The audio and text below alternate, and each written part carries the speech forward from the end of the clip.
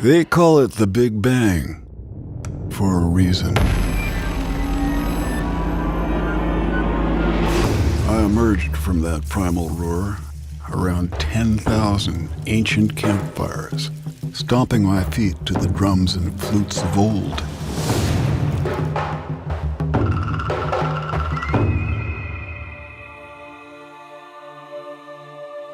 I thought I'd found my rhythm, but then I kissed the wooden chamber walls and realized I was just getting started. I flowed through the saxes and trumpets of Harlem. I jammed at Monterey, spread peace at Woodstock, and sowed magic on a long, strange trip. I sung wonder into the ears of a child, pumped between the dance floor walls, and made the old feel young once again.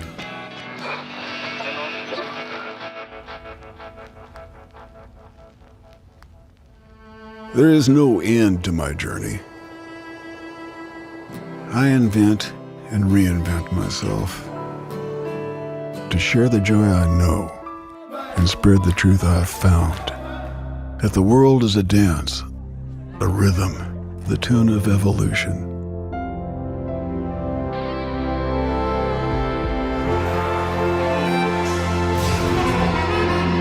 That life is a song. And I am sound.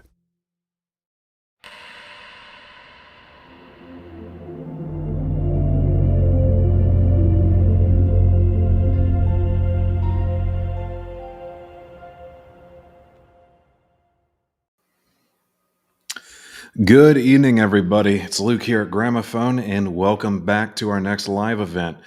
Tonight, we're going to be celebrating McIntosh, as I'm sure you could tell from that awesome intro video. And I'm very happy to be joined by Ken from McIntosh, the Director of Sales Training. Ken knows an awful lot about all of the great features that go into Macintosh products, so I'm really happy to have him on. We're going to get into everything Macintosh related, answer all of your submitted questions, and make sure you all stay tuned because at the end of this stream, just like in the others, we're going to do a giveaway. $150 value. It's going to be a special history book all about Macintosh. Macintosh, as some of you guys know, is known for offering really distinguished audio systems that deliver the ultimate experience both for music and for films. They make products for both that are exceptional. Offering products for 2-channel stereo and surround sound, they continue to deliver that ultimate home audio entertainment experience. And if you can't tell, you're listening to a Macintosh piece by those iconic blue meters and that nice green glow right on the front black glass. That's how you know. And you'll also know from what your ears are hearing. True luxury audio reproduction, both in how it sounds and in how it looks.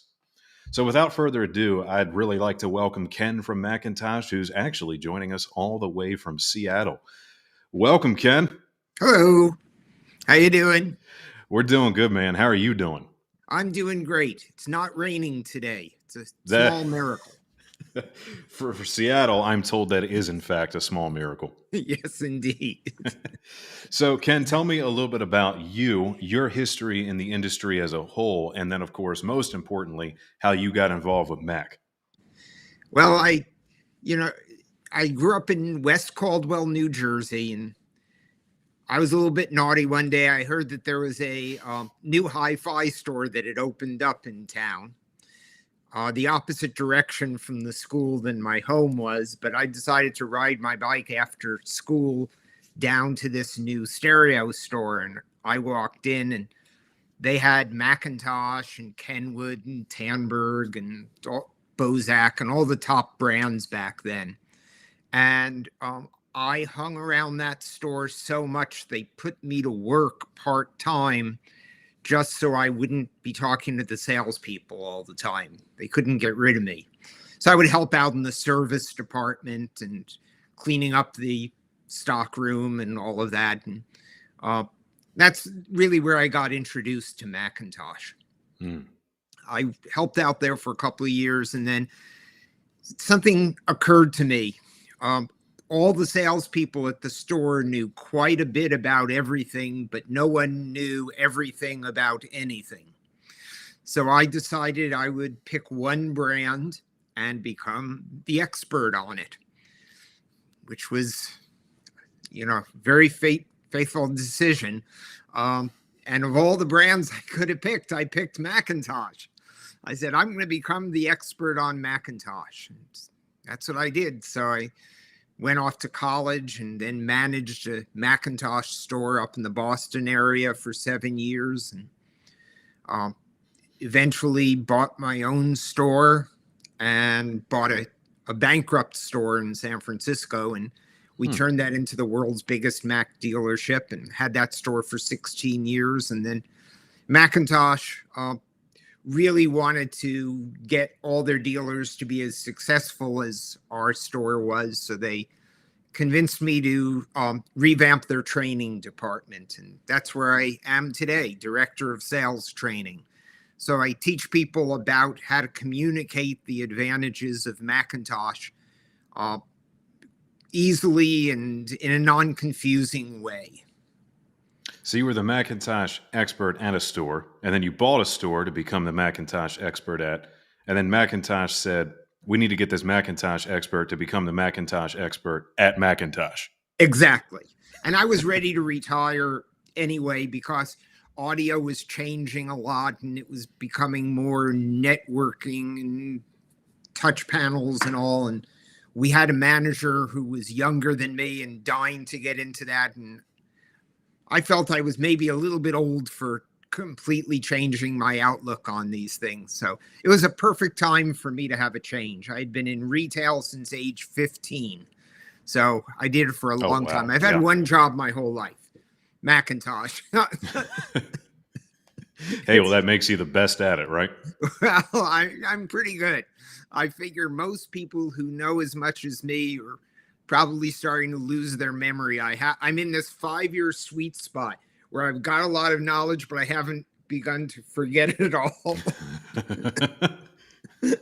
So we'll see what happens in 5 years. So while we've got you and we've got all that Macintosh knowledge, now that we know more about you, Ken, tell me a little bit more about Mac's overall history. And then after that, I guess we'll talk about that iconic Macintosh sound.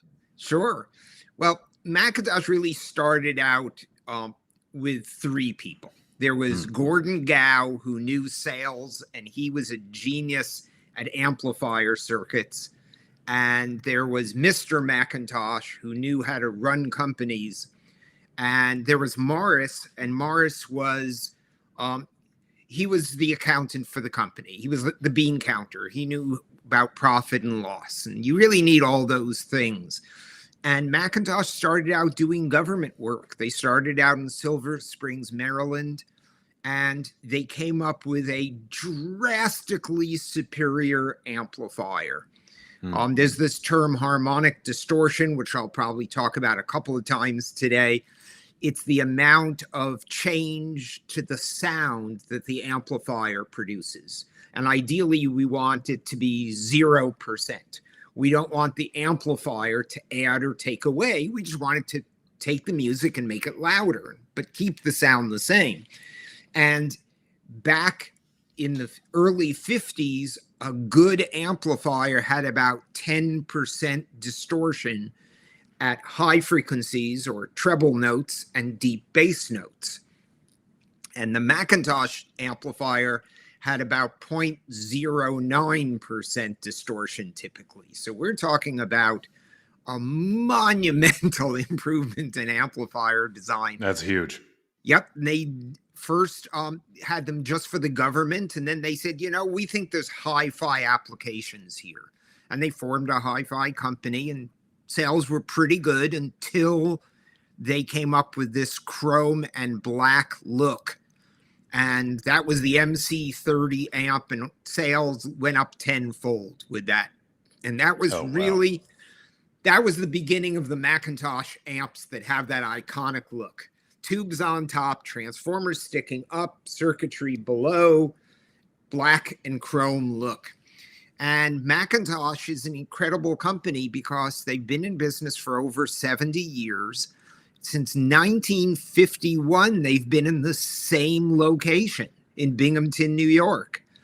And if you go visit the factory, or you flew over it by helicopter, you'd see it's the original factory, and then they added on, and they added on, and they added on, and they added on. We're adding on more this year. We'll talk about that later. But it's still handmade, except for maybe 3 lifestyle products are made for us.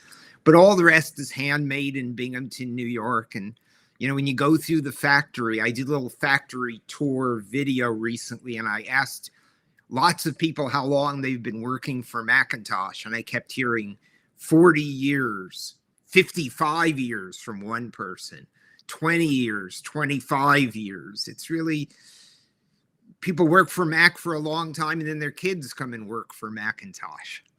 So it's really a true American brand. It's just wonderful.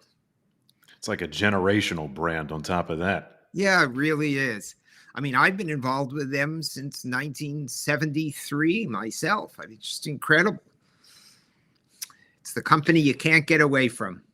So when we hear people talk about that McIntosh sound, how would you describe it? Warm, smooth, and never bright, which are 3 ways of saying the same thing, depends on which term you like. So a lot of people who don't know how to cook well use a lot of salt in their food. If you use really good ingredients, you don't need a lot of salt.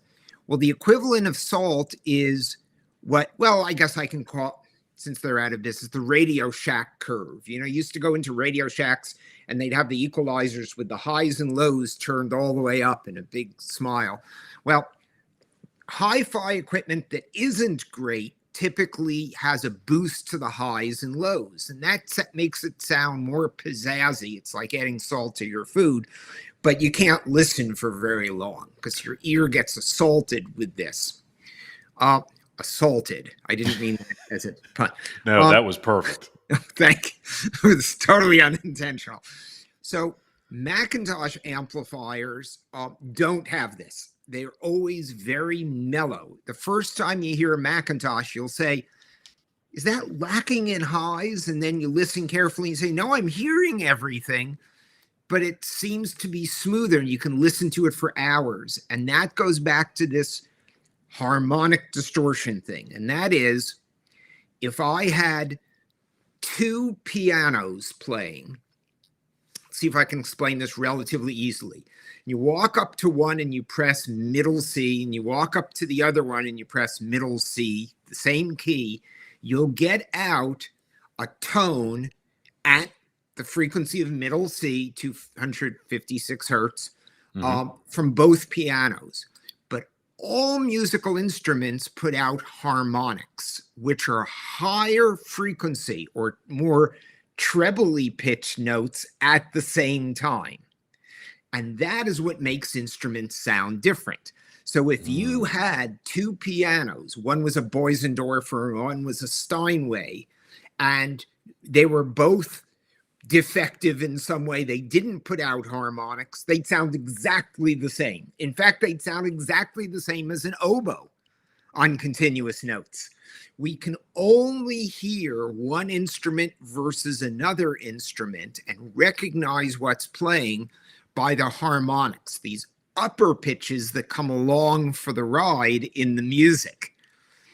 They are what gives us instrument recognition capability. And when an amplifier produces distortion, it adds its own harmonics. That's not good, because that confuses the ear. In fact, it could make a Steinway sound like a Boisendorfer, which is a more expensive piano, so maybe that's good, but it'll make a Boisendorfer sound like a Schnugmeister, which doesn't exist, so that's bad. So McIntosh amps have always had super low distortion, and that's always been at all frequencies, at all power levels. And when you strip away all the harmonic distortion, you have less highs, less high frequencies, so it's smoother and easier to hear. But we're not affecting the highs of the music. We're just not adding amplifier harmonics. So a Mac amp will have all the highs, but yet there's less high frequency distortion assaulting our ears. And that's really always been the key to McIntosh, lower distortion. They used to go around the country having clinics because other brands would advertise 0.3% distortion. And when you actually tested their amplifier, it would have 5% distortion at high frequencies. And McIntosh wanted to prove that they were better. And they had these clinics that they did around the country. And it's never changed. The McIntosh philosophy is exactly the same. Lower distortion, build it to last, make it easy to use, and lots of flexibility built in. And so with that low distortion, so that comes little to no fatigue. And I guess, is it fair to say that McIntosh amps just want to tell you the truth? Right. It's the sound of the original, nothing added, nothing taken away. And that's always been the philosophy. You can go back to any brochure dating back to 1951. It's the same story being retold over and over again. The features change because people's needs change. Now we have digital inputs and things like that. One of the things we discovered about 20 years ago was we can cancel distortion. You can only reduce distortion so much. But noise canceling headphones came out. And they're the simplest devices in the world. If you take a sound wave and you add to it an identical but upside down sound wave, the two waves cancel each other. It's like a tug of war. Well, noise canceling headphones are the simplest things on earth. Some of the jet engine noise goes through the headphone and hits your ear, and it bothers us. On a noise canceling headphone, there's also a microphone on the outside of the headphone that picks up the same engine noise and flips the wave upside down and feeds that to your ear. So your ear's hearing jet engine noise and upside down jet engine noise, and they cancel. And McIntosh said, I wonder if we can do this inside amps and preamps and CD players. And they discovered ways of doing it and ran to the patent office with each discovery. So on our new products, we not only reduce harmonic distortion and noise, but we cancel it, which is an incredible thing. I mean, the canceling is just very, very effective. Yeah, that was always a really cool technology. Simple as he described, but cool nonetheless. And to hear that you're implementing that now on bigger, better hi-fi solutions, that definitely sounds like something to check out. Yeah, I mean, that's what the phone company's been using for years. When they laid a cable from New York to Paris, they wanted to, you can imagine that's a long wire. You can really lose some sound. So they sent every phone message over two ways, the normal way and an inverted way using two McIntosh amplifiers. And then when it got to the other end, the audio added and the noise got canceled. We just found ways to do that in components without having to make them gigantic now. Gotcha. That's really cool stuff. So on that note of Mac products being known for lasting so long, what are some of the best examples you've seen of a Mac product just going forever? Well, how about I think it was $250,000 recently for, I think it was the Grateful Dead's original pair of MC 2300 power amps. But you could say that was collectability because of the band, not so much the fact that it was McIntosh. McIntosh amps built in the 60s typically sell for 15 times their original price now. Wow. Talk about an investment. Yeah, exactly. Not as good as if you had bought Apple stock. I mean, you can't retire on it. That's true. But that's pretty good, though. It's pretty darn good. I mean, a McIntosh 240, 240s will sell for around $3,000 now. And people will say to me, how much was that when it was new? Figuring I'm going to say 2,000. I go, well, it was a little over $250. Like, what? But, that's awesome. The quality is there. They last forever. The reason McIntosh amps and products last so long is that they run cool. They have these big heat sinks on them, and they look like they be steaming hot when you put your hand on them. And people always say the same thing to me. Well, my little 20-watt receiver I have in the basement runs hotter than this McIntosh.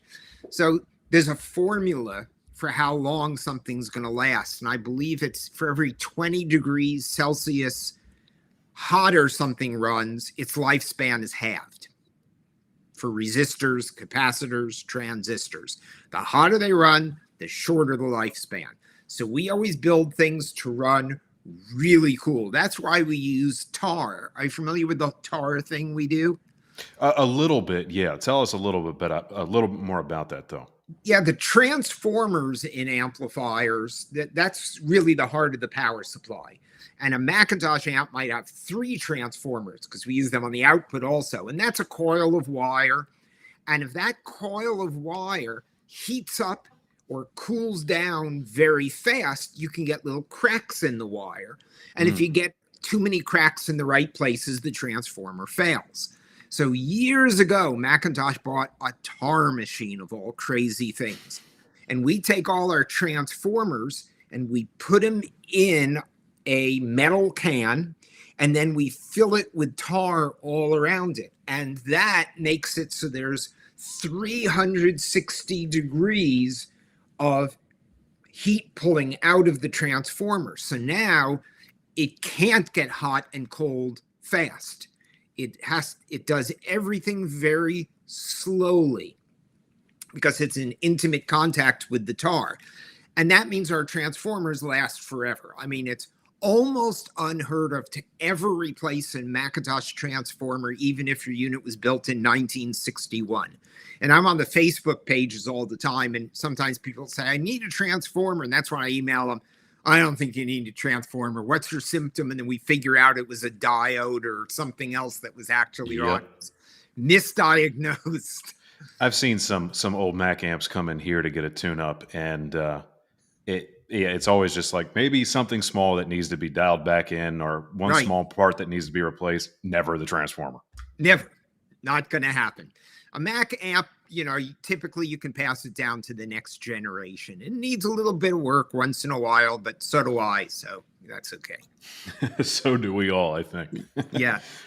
So on the note of next generation and future Mac ownership and all of that, lasting long is great. And obviously it says a lot about your future relationship with Macintosh products that you own. But for those who are wanting to buy into the Macintosh ecosystem, what do you have to say about how Mac addresses things like future proofing and people who are worried about new technologies, turning their big purchase on their head? Right. Well, let's start with amplifiers. Amplifiers are forever. Yeah. Once you buy a great amp, you're done. This fellow came up to me, this was maybe 10 years ago at one of the hi-fi shows, and he was walking real slow. He must have been in his late 80s. And he told me that he had a McIntosh 275 power amp, and then he had 2 other homes. He had one in the mountains and he had one in Hawaii, and his wife didn't want to have to learn to use 3 different stereos, so he made him buy 3 identical stereos. So his wife had passed away. He's moving into a retirement community. He's still got all 3 MC275s, the one from Hawaii, the one from the house in the mountains, and the original one. And he wants to know if he can use those 3 amps to do the 6 channels for his home theater that he wants to do in the retirement condo he just bought. I'm like, of course you can. It's perfect. Here's a guy who bought these things in 1964, and they're perfect. They're still Class A rated in Stereophile magazine today. That's the highest recommendation. Yeah, that's awesome. You don't get any better. So amps are forever. Now, home theater processors are not forever. Home theater changes every few years. Nothing we can do about that. Preamplifiers, which is for those who don't need home theater, just want to listen in 2-channel. The preamp is like the transmission in your car. It really decides what gear you're supposed to be in. So you plug all your inputs into the preamp, and from there it goes to the power amp. And the real problem area for us was digital technology.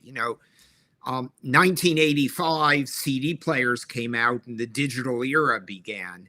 And then we had digital recorders and digital tape decks and 14-bit, 16-bit, 24-bit. The more bits you have, theoretically, the better the sound can be. And that technology keeps changing. So we can combat that in two different ways. One way is we make preamps that don't have digital circuits in it, and we make the digital part as a separate box. Makes and sense. The hardcore audiophile is always going to do that. But for the average audiophile or music lover, we came up with another solution. So now we bought a machine that does SMD, surface mount devices, and that's when all the parts are sub-miniature and don't have wires attached, and they're robotically installed on the circuit board. And the machine's $250,000, and we just said, this is the future, so we bought one. McIntosh always invests in the new machinery. Well, that meant the digital section of our preamp went from this big to this big, so we made it on a plug-in module. So now when technology changes in the digital realm, we have the possibility of taking our preamp back to the dealer. They remove a couple of screws, remove just one little module, plug a new module in, and it's up to date. So that's a great thing that we're doing, because we really want people to have things that are going to last a long time, but we also want them to have the latest digital inputs. So our new preamps, even the ones that are for music, not, surround sound, movie oriented, they now have many of them an HDMI input. So you can plug your TV right into it. The TV remote operates the volume, and now you get great TV sound. When I saw the HDMI on the new DA2 module, I was thrilled. And some purists might hear that and might want to shoot me, but I don't care. That makes it so convenient and so easy for people to get into Mac. Absolutely. Mac has always put extra jacks on everything. And when, years ago, when I would sell a C28 preamp to someone in the 70s, they'd say, I don't know why I'm buying this thing with all these inputs. I'll never use them. And of course, C28s are the only 1970s preamps that anyone wants anymore, because they had enough inputs for modern systems. So you can't have too many inputs. No one's ever gone back to an Apple store asking for them to take some memory out or to slow down their computer a little bit. They might have bought something better than they need the day they bought it, and they're thankful later. Awesome. Well, on all that build quality, we put together a little video for all you guys watching about the McIntosh factory, so you can see behind the curtain into that process of how you make some of the world's finest amplifiers and audio electronics all around. Great.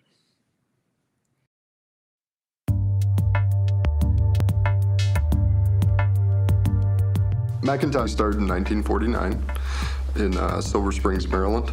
Actually moved to the Binghamton area in 1951. The company has always been focused around building very high-end audio equipment. We're probably the best kept secret in the town.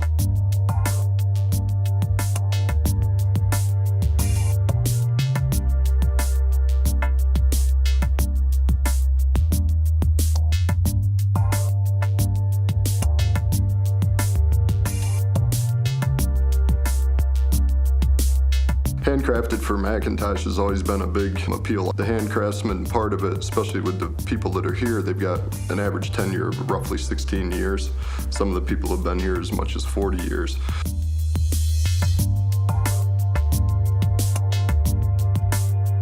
Glass panels have to first be cut.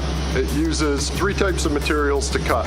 One is air, one is water, and the other is garnet. Garnet's a natural mineral taken out of the earth. Some people recognize it as a jewel. We actually pulverize it into a very fine sand, and it looks like little tiny saw blades when you look at it under a microscope.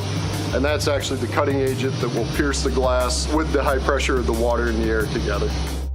We've done a lot of sound reinforcement for startup rock concerts, Woodstock probably being the most famous, and also the Grateful Dead The Wall sound. The Grateful Dead Wall sound was probably one of the most nostalgic, in-your-face McIntosh type setups that you could get. We tend to over-design the product to give it a long-lasting approach so it'll last for many years. Even in the service department, we're servicing products that are probably coming in for the first time that are 35 years old. The reason for the room and why we made the investment for the anechoic chamber and also the reverb room is so that we can design loudspeakers and make sure we have the best characteristics for the loudspeaker, so when it gets to the customer's home, it's going to reproduce the sound as natural as possible. When the company first started, we were pioneers of the industry. So to protect a lot of the know-how and the ingenuity of the company, many patents were issued to McIntosh, primarily around the unity coupled amplifier, which isn't a design for the amplifier that we still use today. It was primarily used in the vacuum tube side of things. But more importantly, the autoformer output transformer is one that we continuously use today. We're the only company in the industry that uses the output transformer on the back of a solid state device. Another very important patent that we have is PowerGuard. And PowerGuard is actually built into every one of the McIntosh amplifiers, and it's a very critical piece of technology. What PowerGuard is it sits inside the amplifier, looks at the input and the output of the amplifier, ensures that you're always going to get clean sound, because we can limit the input dynamically. You can't hear it being activated, so you can run it up against its rails if you like listening to loud music, but yet you're not going to get the clipping. In the case of the output transformer, we use two types of core material, EI and C core. After the transformer is wound and cored, then it moves to the potting station, which we use tar to hold the transformer A into the can. B, the tar seals around the laminations, so we don't get any mechanical noise when you're listening to low frequencies from the EIs going buzz, buzz, buzz. When you look at McIntosh's aesthetics and also its user interface, we pride ourselves into making sure that you can run the entire unit from the front panel without the need of a remote control. So when they do get the new piece of product, it's not like starting over and trying to relearn something. The biggest problem was developing the McIntosh Blue. Originally, it was all done using specific filter colors layered up to get the McIntosh Blue with incandescent light bulbs. The problem we found is because our amplifiers have such a long history of reliability and running long, that our number one failure mode after 10, 15 years of operations is the light bulbs would go out. So what we did here recently, within the last 5 or 6 years, all the lighting is switched over to LED. In the emerging technologies, there's multiple ways of getting content, whether it be music, movies, that type of stuff. Also storage of the information and then being able to access it easily throughout the home. Those are areas that we're focusing on currently, and ultimately you'll be seeing products from McIntosh in the very near future that will stream content, have USB audio hookups, play iTunes, and McIntosh's way of doing it. Since McIntosh has been producing audio equipment, we've won a lot of awards throughout the world. We're typically known as Best of the Best category. We win that award every year in the US. And of course, being an American brand and going to other markets, it has a niche factor made in America that is very appealing to many customers that are very brand conscientious. Obviously, power is power. It's no different than buying a car with a very large engine, but you can have a lot of power and have harsh power with a lot of distortion, so we're very careful to keep the distortion as low as possible to keep the music listening experience as natural as it was meant to be when it was recorded. When you think about McIntosh and the way it fits into people's lives, McIntosh were very conscientious to give the ultimate sound experience. If you like fine wines or any type of prestigious collectible, McIntosh wants to be the music behind all of that, that when you're enjoying everything that's around you, family, home, friends, that McIntosh is a big part of it and giving you the best enjoyment and the best experience that you can have.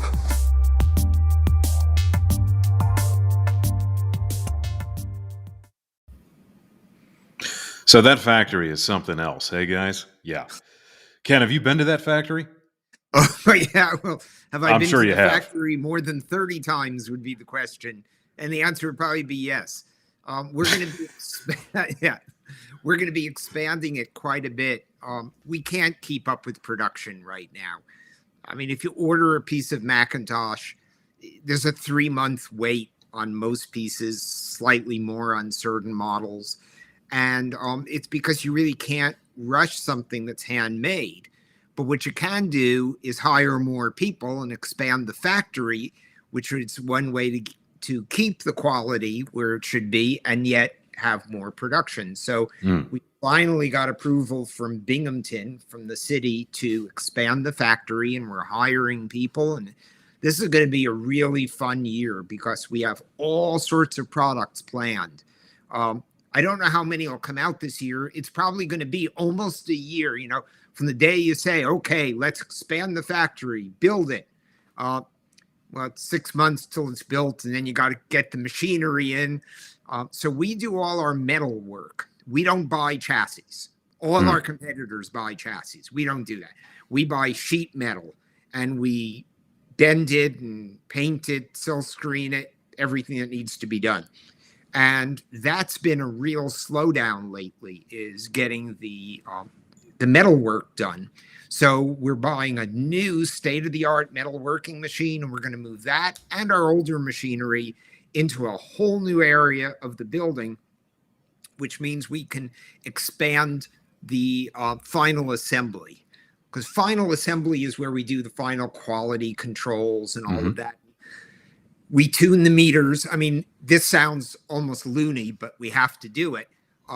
Years ago, we used to, as Charlie said in the video, use light bulbs to light up our meters. And everyone knew that every McIntosh model had slightly different brightness and color meters from every other model. Because you either, you put in 2 light bulbs or 3 light bulbs. There isn't an exact science here. Got some variation there, yep. Yeah. So we switched to LEDs, and LEDs are not any more consistent. But what they allow us to do is we use green LEDs and blue LEDs. So our meters look blue, but they're blue with a little green in them. And we use a mix of both.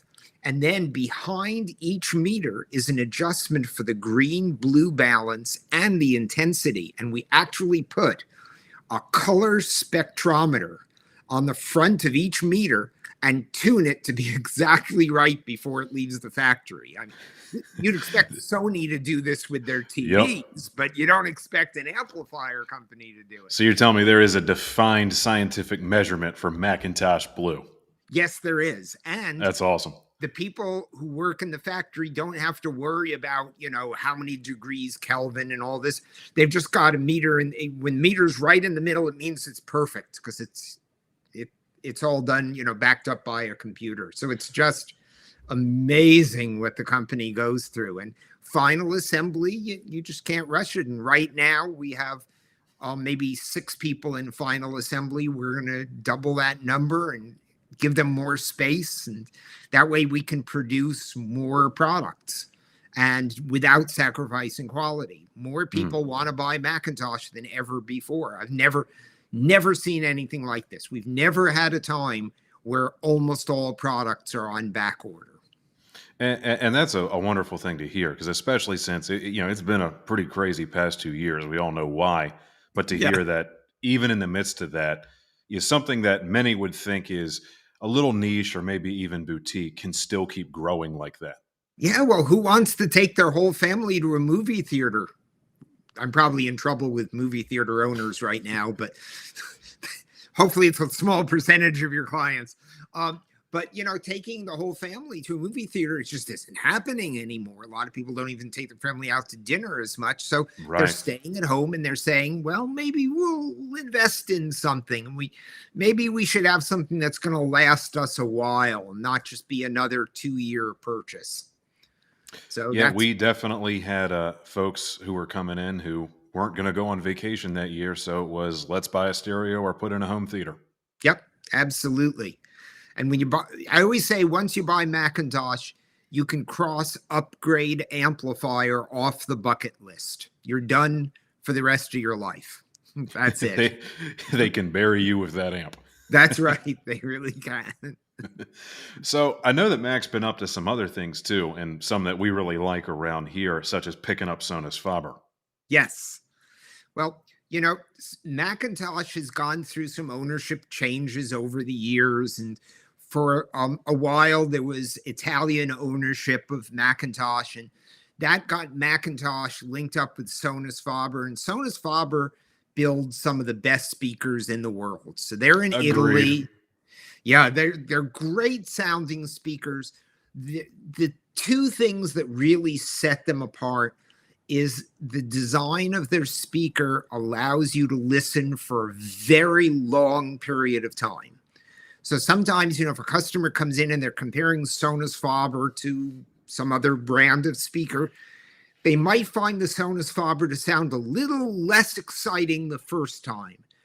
And then hopefully they'll come back a few days later with their own music, and then they find that, well, maybe it even sounds a little bit better. And by the fifth time in the store, if it takes that many times, they're convinced. I mean, the longer you listen to Sonus faber speakers, the more you realize how easy they are to listen to. Again, they don't have that treble and bass boost that most of today's speakers have. And a few years ago, McIntosh was going back to American ownership. Charlie was in the video, Charlie Randall. He is basically McIntosh. And they just decided they wanted to just buy out Sonus faber. So now we own Sonus faber. And in fact, loudspeaker production was always a problem for us because it took up a lot of space. So the two big McIntosh speakers are made in Italy for us. We designed them, but they're made by Sonus faber in Italy. And Sonus faber has a huge line of speakers, in-the-wall speakers, compact speakers, floor standing, and they all look absolutely stunning. This is the spouse approval factor speaker, right? That's the joke I always make with my customers. I'm like, these are the ones you want to take home because everyone in the family will find a reason to like them because they are at least gorgeous furniture. Exactly. I've had a few people who, guys who are in their 80s with hearing aids who bought Sonus faber speakers because their spouse would approve it. And generally speaking, up until Sonus faber, the better the speaker, the worse or the stranger it looked. And they really changed all that. And they all offer different colors. Well, so Sonus faber has a plant where they make the speakers, and then there's a separate factory where the cabinets are made. And Sonus faber, aka McIntosh, just bought the cabinet company. So now that's part of it. So now the cabinet factory is going to be expanded. It's going to be enlarged at least 50% within the next year. So, because Sonus faber sales are way up. We were looking at the statistics this morning. I think they're up 50% or 100%. It was something just completely outrageous. Sonus faber sales were through the roof. Yep. But they're getting bogged down because of cabinet production. So now Sonus faber / McIntosh will own the cabinet factory. We're going to hire more people and pump some money into it.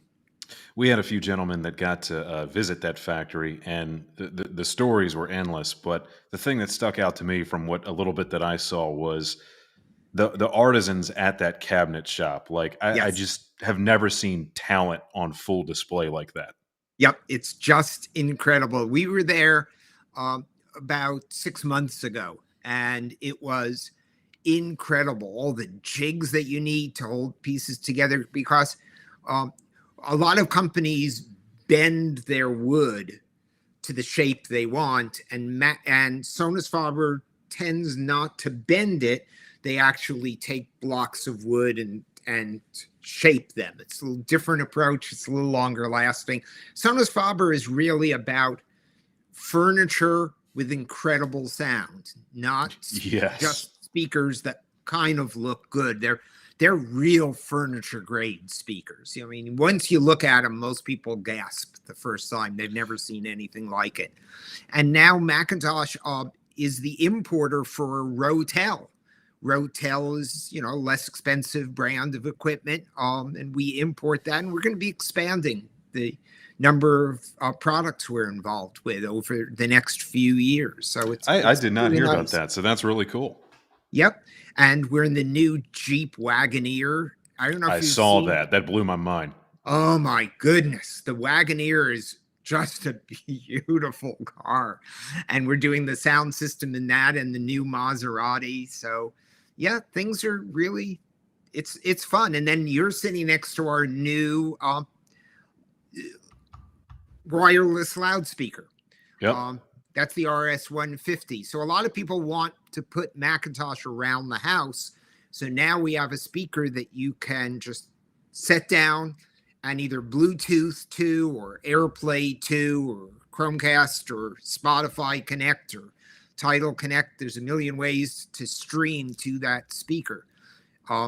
It's like a little mini Macintosh system for every room of your house.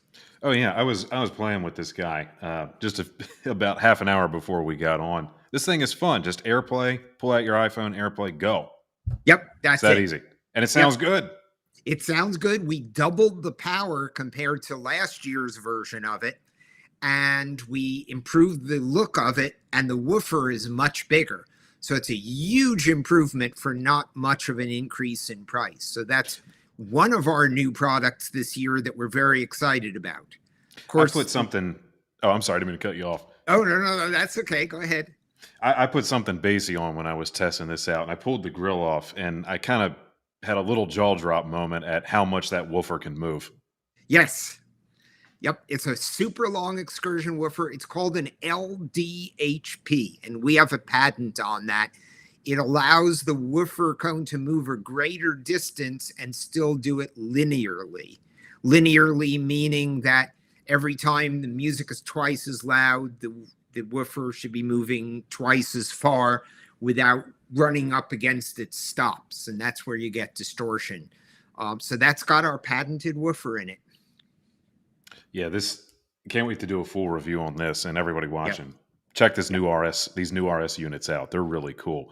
But now, Ken, there's something else I want to bring up about Mac. Oh, go ahead. The MC3500? Yep, I saw that a certain legend from the Macintosh vault is returning to us, and I think it absolutely needs to be talked about. Yep. Well, this was the amplifier that powered Woodstock.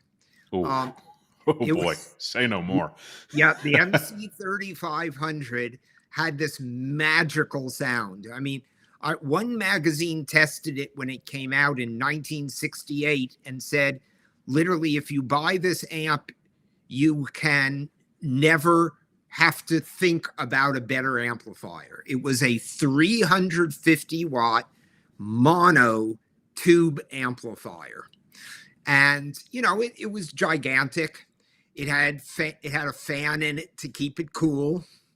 You had to adjust the bias on the tubes. So it was kind of like owning a Porsche. There's a little bit of maintenance involved. But that is the amplifier that powered Woodstock. I think we have a picture of it that we can show pretty soon. So that was the original MC3500. So we've reintroduced it again. And it's now the MC3500 Mark II. Okay, that's the new one. We'll also be able to show the old one. So that's the old one. That's the original one. So, of course, the most important thing was we made the meter bigger. Oh, yeah. Have a bigger meter. Got that Mac Blue going in there. Exactly. So it's got a strikingly similar circuit, especially on the output transformer, which was the signature feature of this amp. It's got a very similar output transformer to that of the original, but we've made a bunch of changes. It runs much cooler. It no longer needs a fan. It just has ventilation holes on the top. And, you know, there's some heat, of course, but it no longer needs a noisy fan.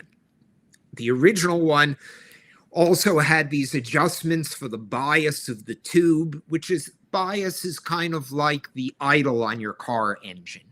You want it to be high enough to be smooth running, but not too high or it wastes energy.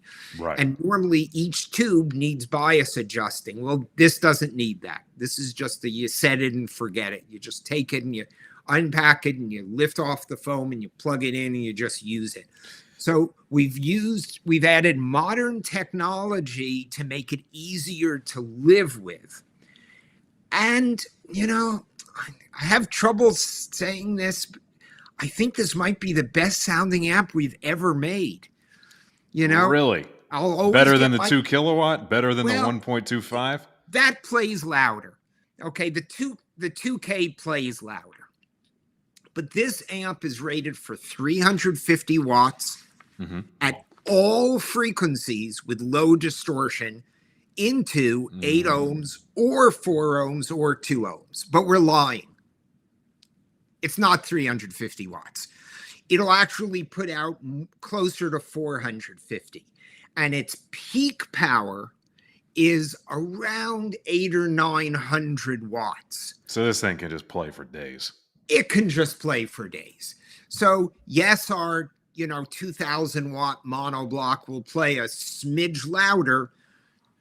This might sound better. I'll get myself in trouble no matter what I say about the sound. So I'll get but I appreciate you being honest, and that just makes me even more excited to hear it. Oh man, that's really cool, because when I saw the announcement for that, immediately I thought like, okay, that is not only, I'm sure, going to sound great, but it's gorgeous. It's absolutely beautiful. Yep, it's got the black and the silver gold, and it's designed to blend with the C22 preamp or any of our other preamps. It's really neat. And then it's mono, so you need 2 of them. Yep. But we've even set it up so that they talk to each other. So when your preamp turns on the first amp, there's a delay before the second amp turns on, so it doesn't pull too much electricity and kick out a circuit breaker. The first time I tried that, I didn't see any delay, and I said there might be something wrong with this, and the engineer said, Ken, electrons travel real fast. It's a 600ths of a second. You won't detect it, but it's there to prevent an inrush current. Even those small details thought about. Oh yeah, it's got power guard, so if someone goes crazy and overdrives it, with the volume at 99, you won't damage the output tubes. And it's got Sentry monitor, and it's got all sorts of modern protection circuits that make it easy to live with. It's kind of like, if I had the choice of any car, it would be a Citroen DS, which was the most beautiful advanced car in its day. But everything ran hydraulically with green fluid, and you had to carry extra green fluid with you because it always developed leaks, from what I hear. So it wasn't easy to live with. If they ever reintroduce that car with a modern engine and no fluid, I'm in. So that would tried be awesome. To make this amp sound like the amp of Woodstock without any of the hassles of the Woodstock amp. So really the perfect marriage of the classic with the modern sensibilities and ease of use. Yes. And I have to tell you, I can't mention prices in online or in one of these, but this amp is so reasonably priced for an ultimate high-end amplifier. I mean, for your end game, your end all be all amp, like right. It has half the distortion, twice the power, twice as long a warranty, probably 5 times the lifespan of any of its competition. It's just, and I only spoke to one dealer who wasn't sure that they could sell these. They're like, I'm not sure if that's going to do well. I said, well, that's okay, because we've already sold 4 times the number we expected in the first 2 days. So, oh my goodness, you have an extra month to think about whether you want to carry it or not, because we're super back ordered on it. All you got me. Yep, you just said, oh no, I'm sorry. The amp of Woodstock, and that's it. Amp of Woodstock, the perfect selling point. Discussion over. Yeah, you got me dreaming about a pair of those on a pair of Maxima Amateurs. That'd probably just be like, okay, I'm never coming out of this room ever. Exactly. Oh man, that's great. We're going to get to some questions in just a second, but I did want to very briefly ask you about the C22 coming back as well, and in the matching style of the 3500. Is that really the pairing to go with? Well, You can pair any of our preamps with any of the amps, and electrically, it makes no difference. They'll all work perfectly. The C22 is for someone who wants to buy a preamp and keep it for 40 years. So it has no digital circuits in it. There's no digital inputs. If you need digital inputs, we make another box that you can buy to do that. It's a retro preamp. It's also hands-on. There's a lot of stuff that you can do, like the phono loading. Instead of being done by push buttons on remote control, there's 2 separate knobs on the front for the phono loading. So it's a very old-fashioned looking, very manual, although it has remote control preamp with cutting-edge technology in it. So like we got controls and switches that felt like the ones built in the 60s, but they're actually all fake. Like when you turn the volume control, there is no volume control there. It's sending pulses of light to a little brain that figures out the volume you want. So it never needs cleaning. Because if you go on Facebook, you'll see everyone who's got a 1960 preamp needs the controls and switches cleaned every couple of years. It's the big thing you always read about. What do? I've got scratchiness in my volume control. And then 200 people tell them what to do, where to spray the spray in the volume control. Well, the new C22 won't need any of that. It's got electronic controls. But that's a great pairing with it visually. And if you don't want an old style preamp, if you don't want a retro style preamp, you can do the C2700 preamp. That's a tube preamp with 2 phono inputs, every feature you could want, a pair of blue meters, and a removable, upgradable DAC built into it. That's always the 2700 and its previous variants have always been one of my favorites. Like they just sound so balanced, but just that added touch of warmth, and they really do whatever you need them to do. Right. The C2700's always been it, and its predecessor and the predecessor and predecessor to that have always been our best-selling preamps. For most people, if someone says, I need a preamp, you can say C2700, and chances are it'll do what they need. Perfect. Yeah, it's such a flexible, great product. But let's go ahead and get to that Q&A. I'm sure we've got more than a few folks writing in because we've had a lot to talk about. Yep. So what do we got here? Well, someone's asking if there'll be a tube preamp with an 8-band equalizer. That's an easy one. No. Equalizers require lots of transistors. And if we tried to do that with tubes, that would be about 30 extra tubes. So we can't do that. We hope to have a solution for people who would like that in the future, but it won't be exactly that. We can't do an equalizer with tubes. Tyler A says, as a beginner in audio, where should I start with McIntosh? That's a really good question. Yeah. Well, if you've already got a system and you've already got separates, the power amp is the way to start. Every speaker seems to sound better with more power, and lower distortion always sounds better. But let's assume you've got either no system or a very minimal system now, and you want to know what a good building block piece is. There's something called an integrated amp. So a preamp has all your gazintas and goes outas on it. It's got all the hookups. The power amp determines how loud and clean the system can play. And we also produce units that are those two together, and it's called an integrated amp. And an integrated amp is a great way to start a McIntosh system, especially since we do something on virtually all our integrated amps. We give them jacks so you can add a power amp to it later.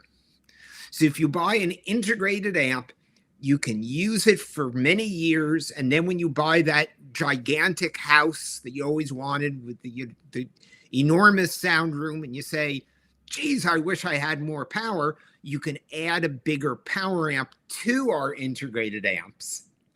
And you can even then continue to use the amp that's built into it to run speakers in another room. So our integrated amps don't really limit you. They are expandable. So that's a great way to start, is with a McIntosh integrated amp. And we have a huge number of integrated amp sales are through the roof. We make more than we've ever made before in the history of the company. So that's a good place to start looking.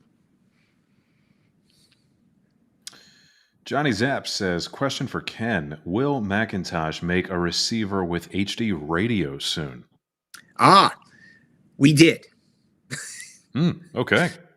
We did. Now, when HD radio doesn't really allow you to design your own FM tuner, they work with companies in Asia that supply the basic tuner circuit on a circuit board.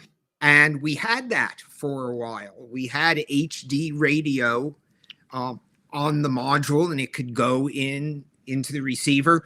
The problem was that they kept changing the IC chips, and we'd have retooling to do, and the software would have to be changed, and the firmware would have to be changed. And after they did this a couple of times, we just said, we can't deal with this anymore. So what we do have are multiple inputs on all our preamps and integrated amps, and the inputs are renameable. So you can buy an HD radio as a separate piece, and you can plug it into your McIntosh, and you can have it labeled to say HD radio on the front when it comes on. And on technology that keeps changing, sometimes that's really the best way to do it. And I can tell you too, with virtually every Mac product I've used, you are never hurting for inputs. You will find a way to get anything connected to that. Yes, indeed. Jesse P says, everything is back ordered. Yeah, that's How long true. would I be waiting if I ordered today? Well, let's see. It depends on the model. Most things are back ordered about 3 months. There may be a few models that are in stock at the store that I don't have access to. So what happens is you place the order, you put down a deposit, and then the store calls up McIntosh and gets an idea of when it'll be here. At age 65, I can tell you, I know it may sound hard, but it's worth the wait. And I can say this, we obviously don't have every single Mac piece in stock, but we have gone out of our way, especially this holiday season, to get as much Mac on the floor ready to go as possible. So depending on what you're looking for, stop by, give us a call. We just might have it. We've been getting as much as possible in stock. Yeah, that sounds like a good answer. We're doing the best we can. You're going to keep this product for many, many, many years. So it's worth that little bit of wait. Even though it's painful, I understand. Absolutely worth it, because it will last. That's right. Sam H says, can I trade in my old McIntosh for a newer model? Well, the Gramophone answer to that is you absolutely can.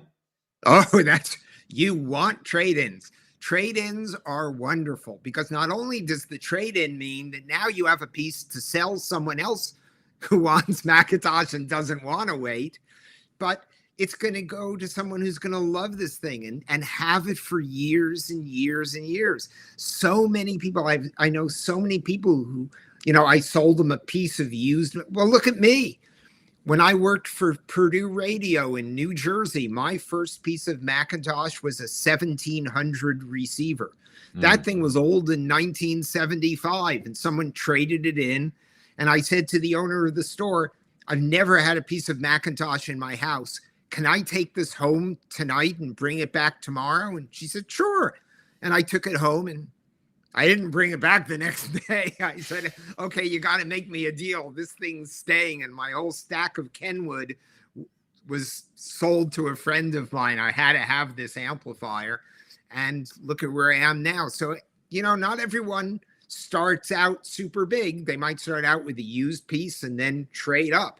But the fact that McIntosh is actually worth something is wonderful. It's terrible when people come in with these, mass-produced pieces of equipment they paid $1,500 for, and you look it up and it's worth, somewhere between $5 and $7. It's bad. No one's smiling. Mm-mm. With McIntosh, it's always good news because it's worth money.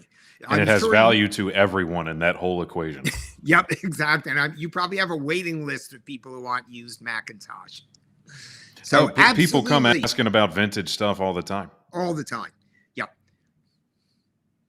So I think that was our last question. So that leads me to cover something pretty fun. I did mention in the beginning of this that we have a contest going on, and you can enter to win this at skybygramophone.com. And I guess I better show you what it is. But before I do, I just need to point out this is not sponsored by YouTube. It's not by them. This is just a Gramophone thing. But check this out. It's a great book. And I'm not just saying that because there's 4 pictures of me in it. This is a big book all about the history of Macintosh with pictures galore and all kinds of cool information and history. So if you are an audio historian or just a big Mac fan, one way or another, you're going to love this thing. And I was flipping through it earlier. There's some really cool stuff in here. So definitely enter to win this. Even pictures of things that never hit the market that were never released. So there's some Macintosh secrets in here. So this is a $150 value. So hit up skybygramophone.com, get in that contest. Awesome book. Well, Ken, I think that is about a wrap for us. So I just want to say thank you so much, man, for joining us. It's an honor to have you on, especially from one of our most favorite vendors and folks that we have some of the best professional relationships anybody could want. And so thank you. It was a pleasure and a lot of fun. And even I learned a ton of things. Excellent. Well, I'm happy to do it. And let's do it again soon. And happy holidays to everyone. Oh, absolutely. Happy holidays to you as well, Ken. And we'll be sure to be catching up soon. We'll see you. Okay.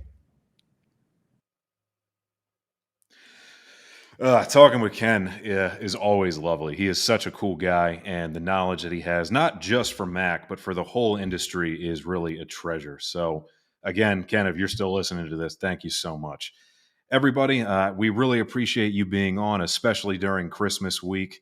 It was really exciting for us, and man, I was so hyped to talk to Ken because just as you see, he is a fountain of wisdom. So don't forget to enter that contest. Go ahead and subscribe to the Gramophone channel if you like what you saw here today, and click that bell icon so you get notifications. We've got a lot of cool stuff we're talking about soon and more live streams after the turn of the year. We love you guys. We appreciate you being here. And of course, be seeing you.